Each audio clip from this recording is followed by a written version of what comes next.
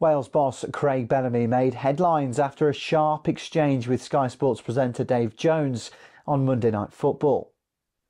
During a segment covering his former team Newcastle United's 3-0 win over Leicester City, Bellamy was asked about his experiences in charge of the Welsh national team, a role he took up in July 2024 following Rob Page's departure. Since then, Bellamy has overseen a successful run with 4 wins and 4 draws from his 8 matches in charge, including a solid start in the 2026 World Cup qualifiers, earning 4 points from their first 2 games. The confrontation began when Jones suggested Wales was a smaller football nation, prompting a quick rebuttal from Bellamy.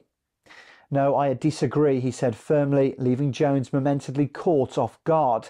Former Liverpool teammate Jamie Carragher chimed in with a light-hearted "Start that again, Dave," as Jones rephrased his comment, calling Wales a big footballing nation and later correcting it to a proud footballing nation.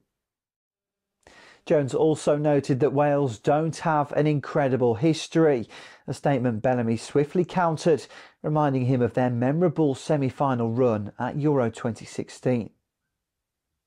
When Jones attempted to label Wales as an underdog in football, Bellamy outright rejected the idea. He said he'd never seen himself as an underdog and he never will now, emphasising Wales' position in world football is earned through merit. It's something different to what maybe has been asked for Wales players before. And I'm not here to say this is right and that was wrong and there's no right or wrong. But how I look at the game, it was going to be a test for them and a test for the crowd and a test for yous as well. We'll keep the ball moving. Now, for years, we've seen that done to us. I didn't like it.